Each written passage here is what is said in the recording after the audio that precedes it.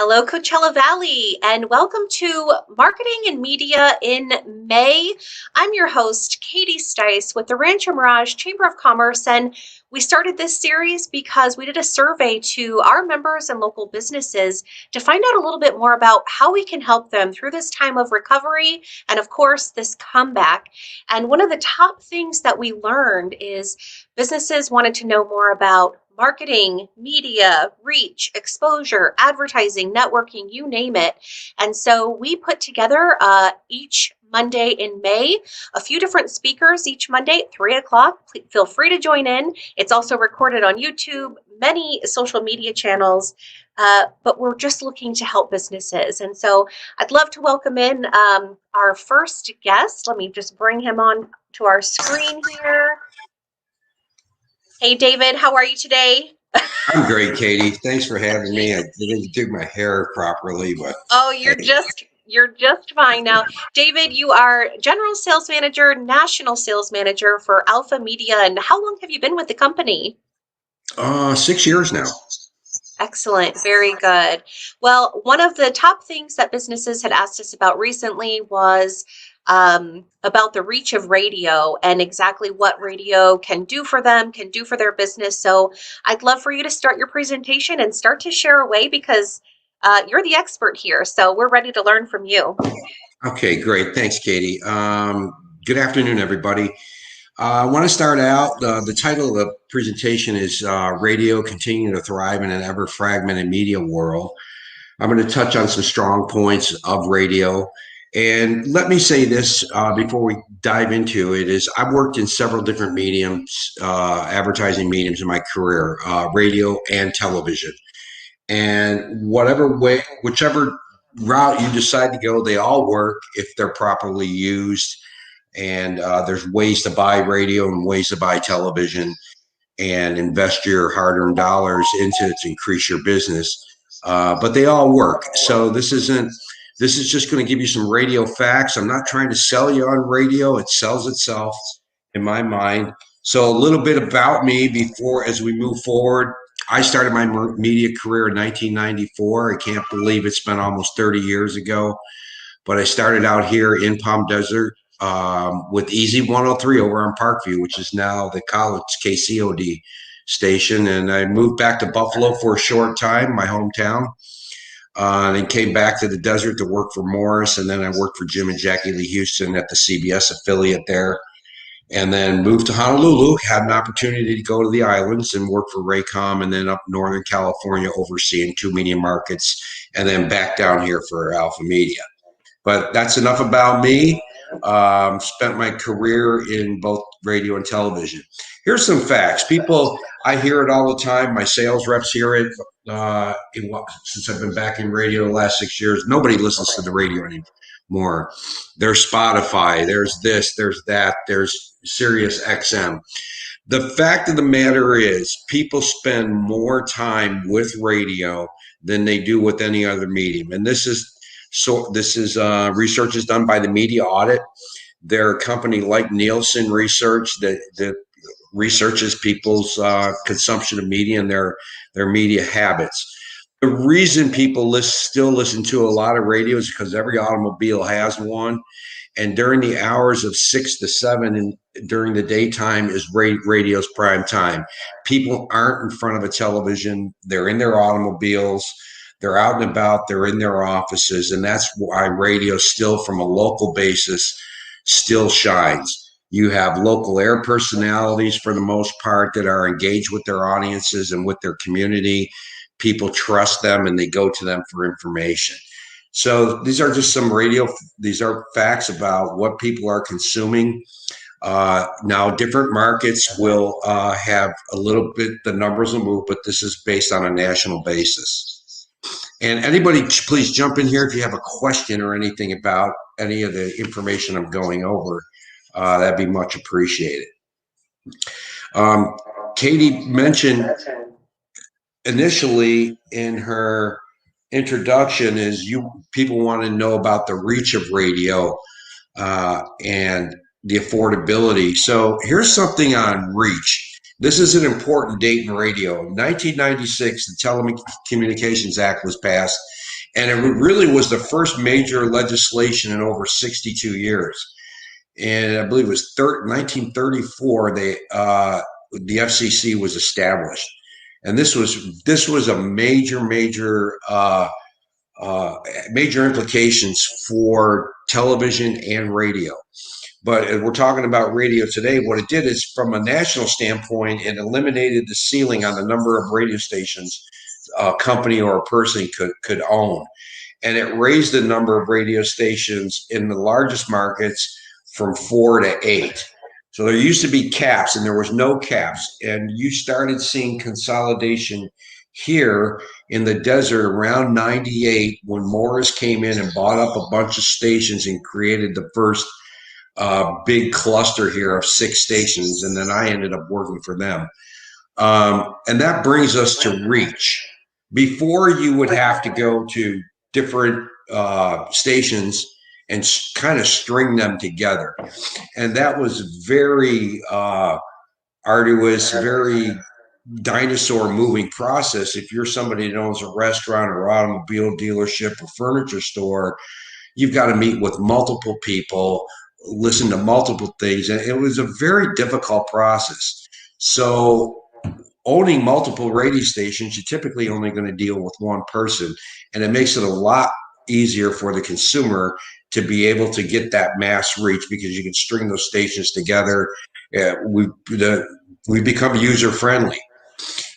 Radio strength is targetability. Formats are designed to target specific demographic groups. So that is one of radio's strengths. And daytime listening is the strongest between the hours of 6 a.m. to 7 p.m. Television strength is 5 o'clock and on, your local news, and then prime time. In-car listening remains the strongest for radio, so you can reach your potential customers inside of their automobile during the daytime, because that's where pretty much everybody is. Frequency is important for messaging. Remember, there's 3 critical things to any ad campaign. It's the reach, frequency, and your message.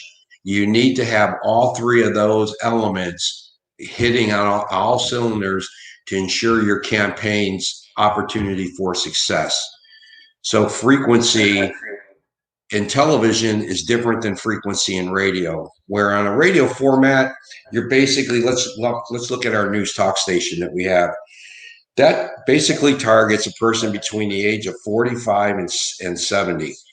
And that person between the ages of 45 and 70, higher levels of income, home ownership, education, that person's going to be sitting there all day. That type of person is going to be in that audience all day long. So you can target that audience at different times of the day. Where frequency in television is, you don't scatter commercials all over a television station, because people aren't loyal to ABC, CBS, or NBC. They're loyal to programs. So, for example, on NBC, let's just use Ellen, for example. If you want to target women above the age of 35 to 54, that's Ellen's wheelhouse. Frequency in the Ellen show means you're going to be in that show every single day of the week, because that's the type of person you want to reach.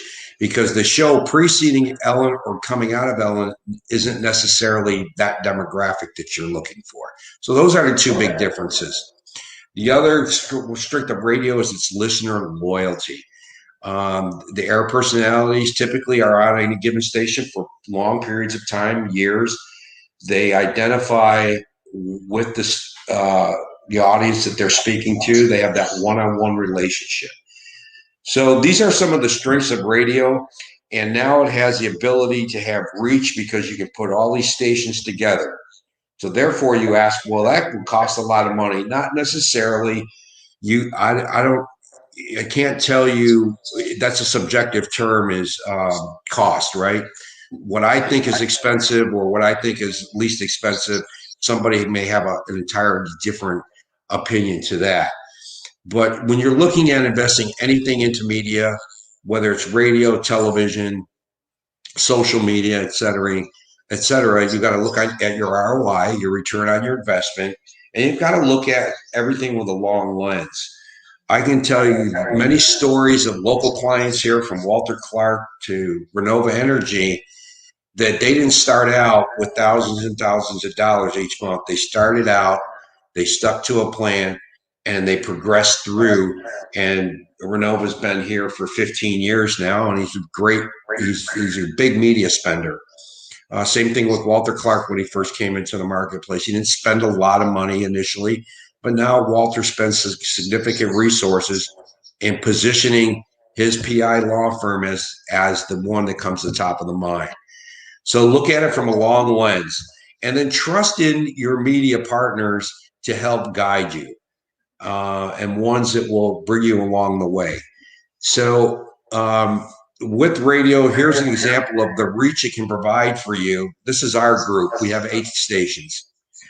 So this is measured against, if you look in the upper left-hand corner of the screen here, it might be right-hand corner. It might be flipped, Katie. I don't know.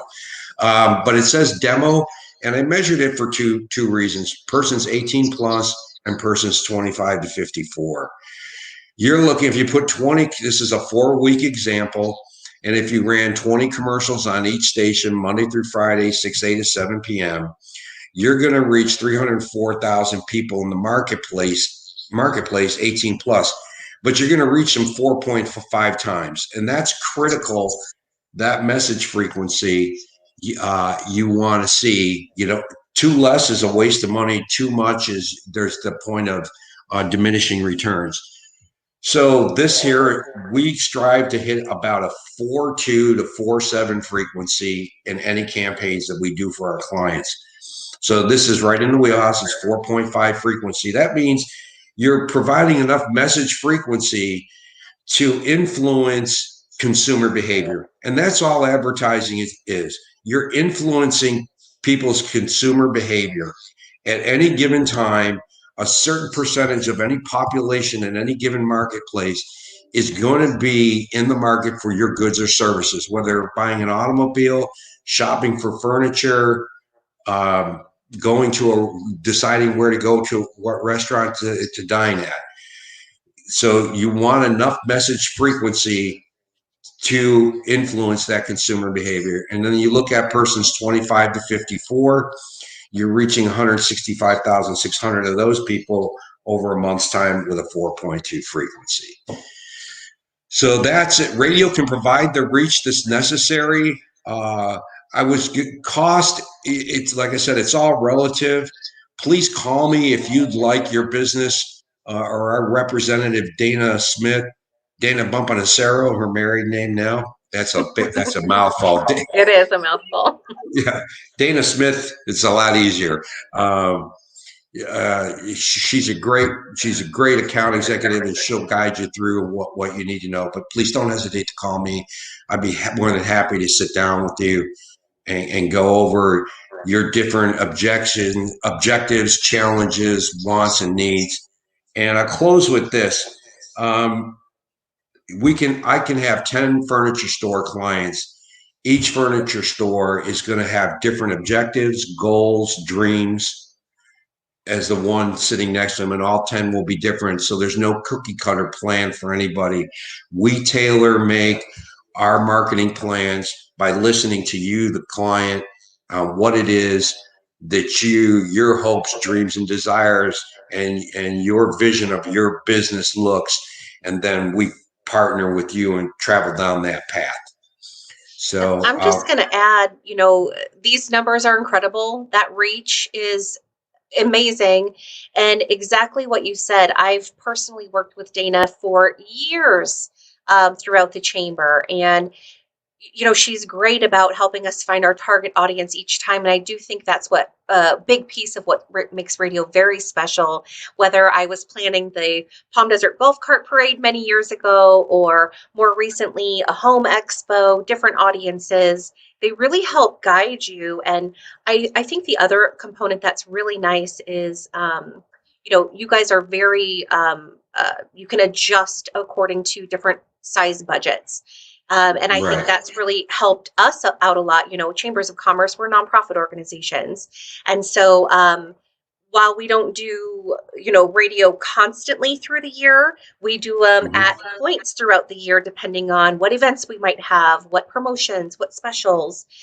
So I encourage just anyone who's out there listening right now. I know this was one of the main things that local businesses were asking to learn a little bit more about. So we're bringing this to you every Monday at 3 o'clock. We have another speaker coming up in just a moment, but please do.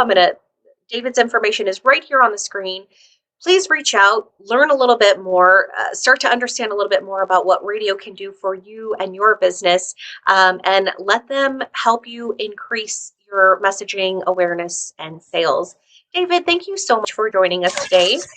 Thank you, Katie. Thank you for having me. I really appreciate it. Thank you so much.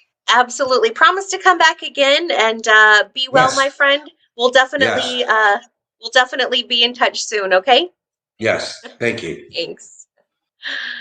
And we have another presenter here for you today. I'm so excited for you to say hello to Andrew McCauley. He is owner of Flashlight Marketing, a new company here in the Valley, but he's not new to his craft. Let me just pull in Andrew. How are you today?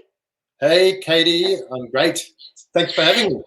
Oh, it's so good to see you. And as I was telling folks earlier, this is just one of the main things all of our local businesses are asking about, any kind of exposure and reach and awareness out into the community. And you're really the master of this when it comes to all things like social media and SEO and internet. So we'd love to see your presentation and learn a little bit more about what you do, how you do it, and how you can help folks out there in the community. Sure. Thank you, Katie. It's it's been a very interesting ride over the last 12 months, especially with COVID, and suddenly all these businesses that were relying on foot traffic and, lots of businesses that ran their stuff at the markets, all of a sudden they need to be online. And it's been a very crazy time for those people trying to get back online. But more importantly, I think as a community, we're all getting used to working on the web and knowing that we can go to the web for whatever we need.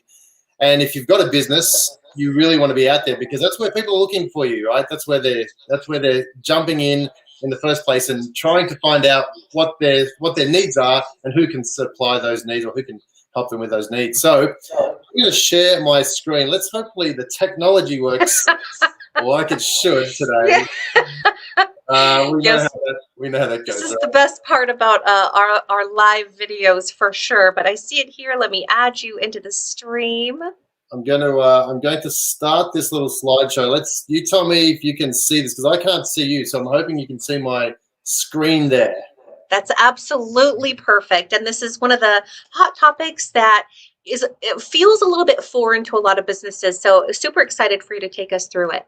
Awesome. All right. I'll get started. So one of the first things I just want to put out there, a little bit of food for thought, is that people are going to know more about you and your business before they even reach out to you, before you're even aware of their existence.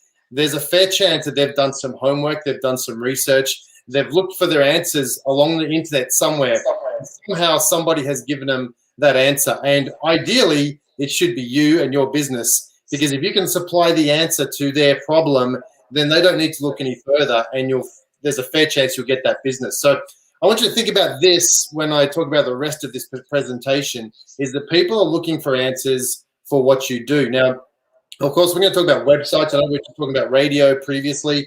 I want to talk about websites and why websites are so important for your business.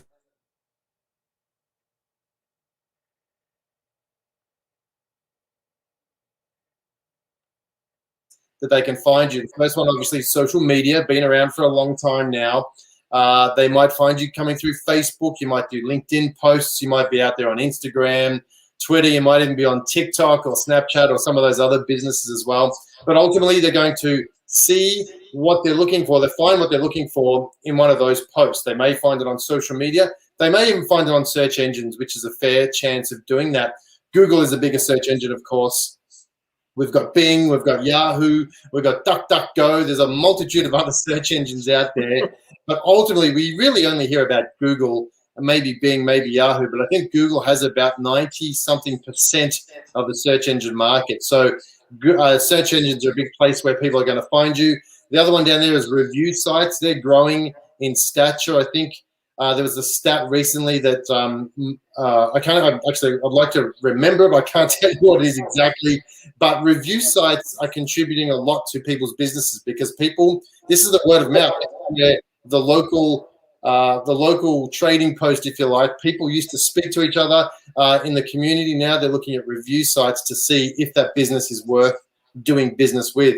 And if you're getting a bunch of negative reviews, that could be a big problem for your business. So people might find your business through review sites, through TripAdvisor, Yelp, Google My Business, that's the GMB there, or Facebook. And there's a whole bunch of other review sites as well.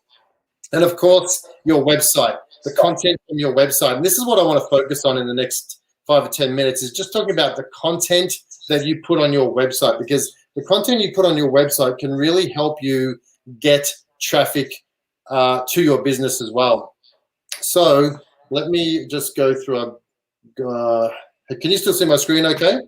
Yes, yeah, Okay, I can. good. So just going back to what you were talking about, all of those places where your business is located, it is really important to make sure as the business owner, you're going onto Yelp to see, have you claimed the business? Have you checked your reviews? Have you responded to people? So as a business owner, there's quite a few places you really need to go investigate where your business is listed and really what it says about you. So first and foremost, that's a really important tip. You even helped the chamber with that, and we're really grateful. Thank you. Yeah. The fact is that there's so many different sites out there who are pulling information from other sites. So they're lazy, so to speak. They're grabbing information from, let's say, there's a little review site that's a specific industry site. And what they're doing is they're looking for people to put onto their website to, as a list of different services. And if your information is wrong on one of the other sites, it gets pulled across to that site as well. So all of a sudden your information could be wrong. It may be a wrong address, or maybe a wrong phone number, maybe a website or anything like that. So you really want to make sure that your information is accurate on all of those sites as well. It can be a bit of a tedious pain in the backside, but you don't want to be missing out on leads and sales if you've got wrong phone numbers out there in the world.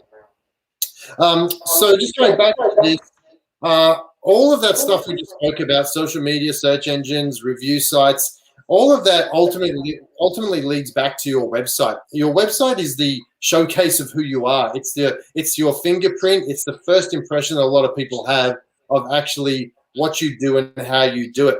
And if you can create information on that website and give answers to people who are looking for those solutions, then you're going to find that those people will stick with you longer because you've been able to help them with that problem.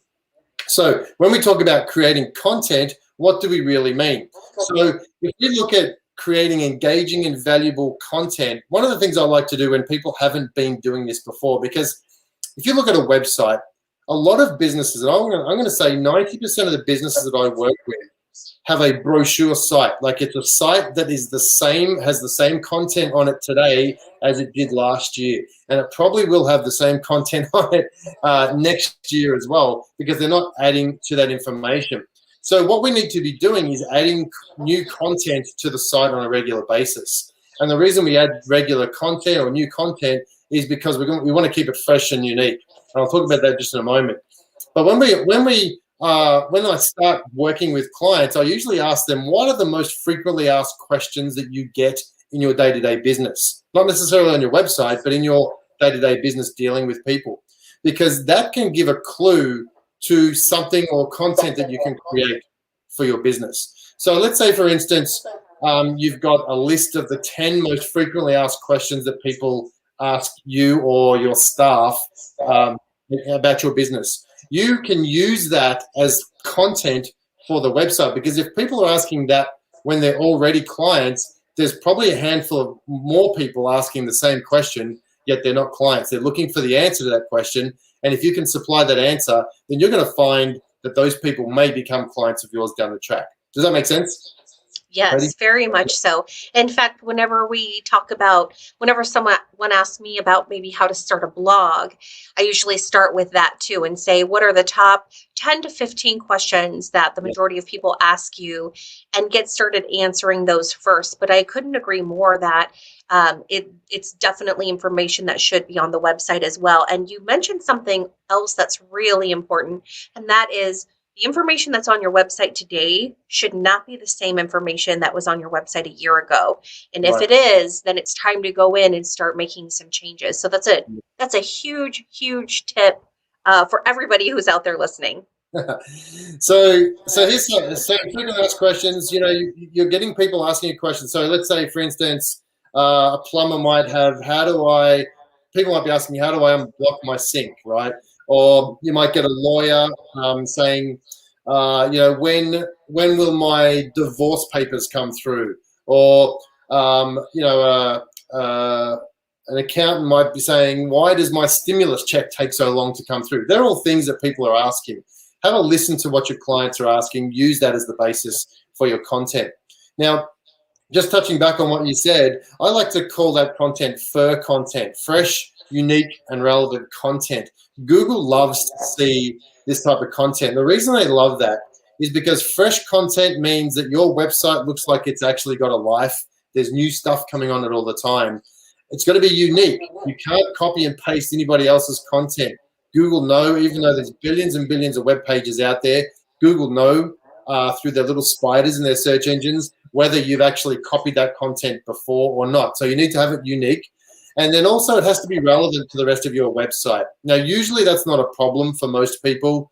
They put this relevancy in there because they wanted to make sure that some crazy marketers back in the day used to build up a front website, meaning a nice website full of relevant information, and then try and sell irrelevant products like Viagra and all these other crazy things in the back end. So they're using the traffic as a decoy and then selling them something that wasn't even relevant to the main website. So you've got to have fresh, unique, and relevant content on your site so that Google love it. And once they see that there's fresh, unique, relevant content, then they're more inclined to push those results in the search engine. So when people are searching for your products or your answers to the questions you've got, your website will appear higher in those search results.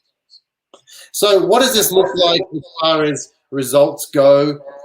What sort of people say, what sort of industries does this work for? You know, I'm still yet to find many industries that it doesn't work for. About their products or their services or even applications of their products, this will work for you. So whenever you're answering questions for people, this is a great time to create good content on your website. I want to show you a couple little case studies, some examples.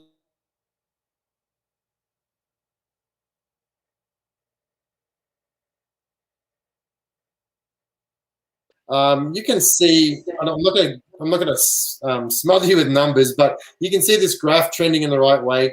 Around about July last year, so middle of the pandemic, we started creating some new content for this client, and within 6 months, they're getting 25,000 people clicking on that Google result and going to their website. Right now, this is pretty cool. This is every day. Even if you look at the end of the graph there, this is, I think I cut this off in February, but even today, they're still getting about 200 people a day to their website because of the content that they created, the articles that they wrote about, and the FAQs that they were getting asked by their customers. So pretty impressive sort of stuff when you don't have to be working on it all the time. It's create the article, and this article now is working for them every day while you're sleeping. One thing I do want to say, Katie, is that many people don't realize that your website should be working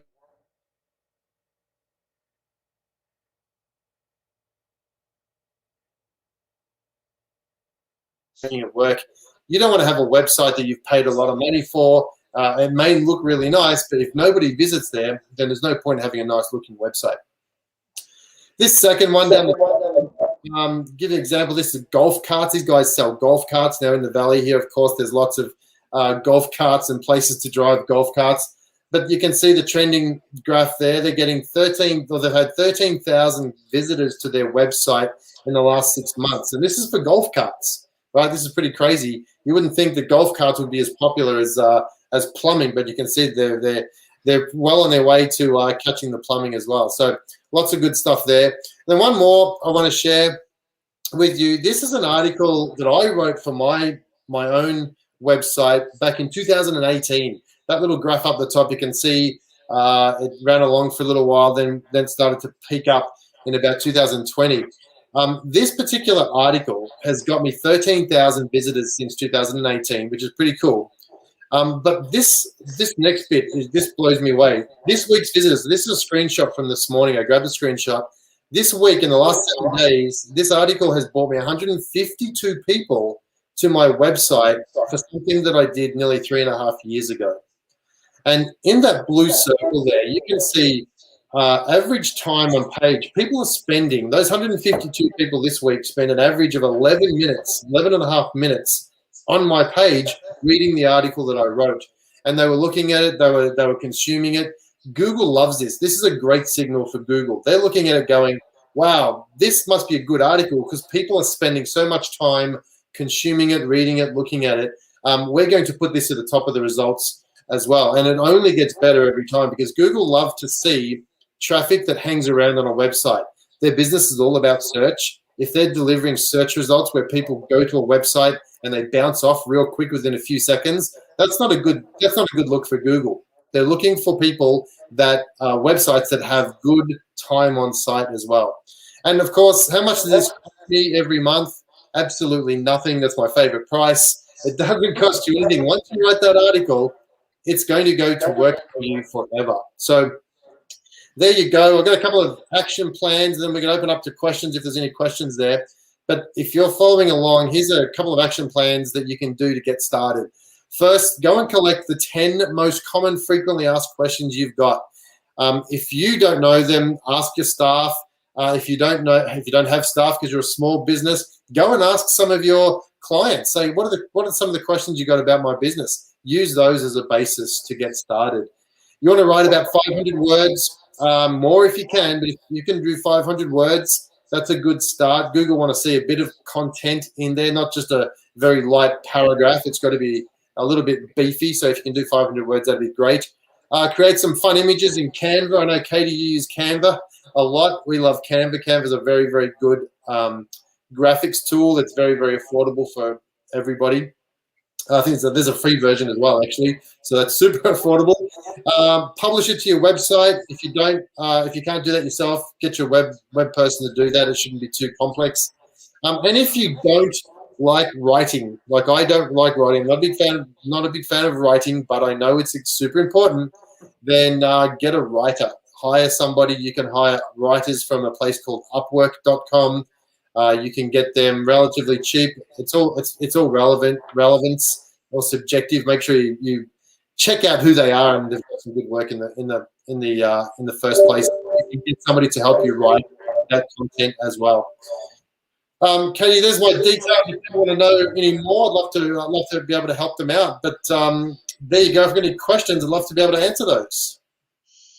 Yeah, I just appreciate all of this information so much. Really, really helpful just to understand a little bit more about how the search works, because I don't think that's something, we all know that it's out there, but to have an expert actually come on and really help us to understand why those keywords are important, why the verbiage is important, why changing it is important, is so important. And, on the Chambers page, we have a little news section where we're able to upload a lot of our member news, and so it's changing constantly. That does help us in our searches regularly. Anything that has to do with business, Rancho Mirage Chamber comes up because of that. So it's been very helpful. Just on another note, do you also work on email marketing? Is that another component of something that you help with? Yes, yeah, I do, and that's a great question because there's so many people don't realize how powerful email is today still. Have a think about this. People say, oh, email's dead. No one's using email. It's usually the first thing we check in the morning when we get to work. It's usually the main piece of business that we correspond with other companies. And Facebook, Instagram, TikTok, they all need an email address to sign up to, right? So email is being used by everybody, including the big social platforms. So emailing, building that list is super important. You may not need it today, but when you do need it, now, can I give a quick story about this? The pandemic. I had a client. It was May last year, so in the middle of the pandemic, he is a fudge shop. He makes beautiful fudges, and he relied on people walking into the shop, up and down the street, people walking in the shop. He called me up and he said, "Hey Andrew, I want to try this email thing because we have to shut our shop, we can't serve people, so on and so on. And I think I've got 100 people in my database, but I want to try emailing." And I said to him, "Look, I've been working with this guy for about 6 years. I built his website 6 years ago. He did a lot of e-commerce. He did some e-commerce, not a lot, some e-commerce. And over the 6 years, he made some sales. In fact, he had probably made about 1,000 people sales over 6 years, which is not a real lot. But he didn't realize that because we set up properly in the first place, he had an email list of 1,000 clients that he didn't even know he'd had. He'd never used email marketing before, and suddenly he needed to do it. So he said, "Well, can we do that?" So I set it up that night. He sent out an email, and within 24 hours, he'd made $1,000 of sales just from the email that he sent out. And he said, "Wow, this is great. Can I do it again?" I said, "You can do it every day if you like, but you probably will annoy your customers." That's right. And what an important story. And it's so true how, when the pandemic really began, everyone went online. It was all about websites, social media, and emails.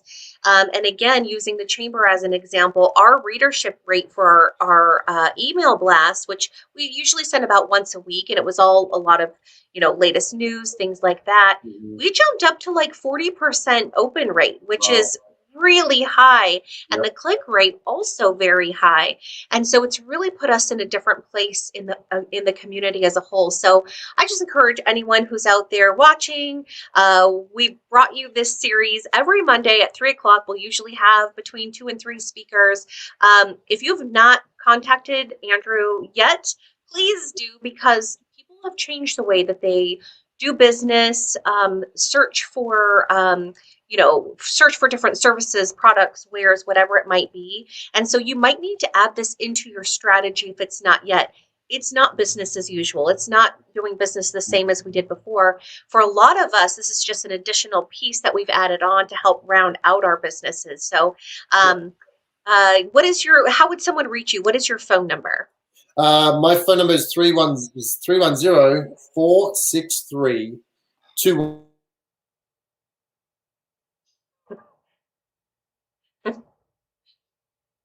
Andrew, I don't know if it's you or if it's me, but you froze. Oh, you froze. Froze. 310-463-2150. And I am here. We're having a little bit of jitters here, so I'm going to close it. And thank you so much for joining us. I'll put Andrew's information down below for everyone who joined us today. And we're just so thrilled to be able to survey the members, find out what you need and want, find out what's going to serve the business community right now, because it changes, it seems, day to day, month to month, and of course, year to year. So any way that we can help support you or your business, we're just happy to. Stay tuned for the rest of this month, every Monday at 3:00 for different speakers regarding Canva, digital presence, tips and tricks for the Valley regarding communications. We're going to talk with GPS Business Insider, which is brand new, 360 degrees of communications, and on and on. We appreciate you tuning in today. Thanks so much to David from Alpha Media and Andrew from Flashlight Marketing. We'll look forward to seeing you next week for Marketing and Media in May. Take care, everyone.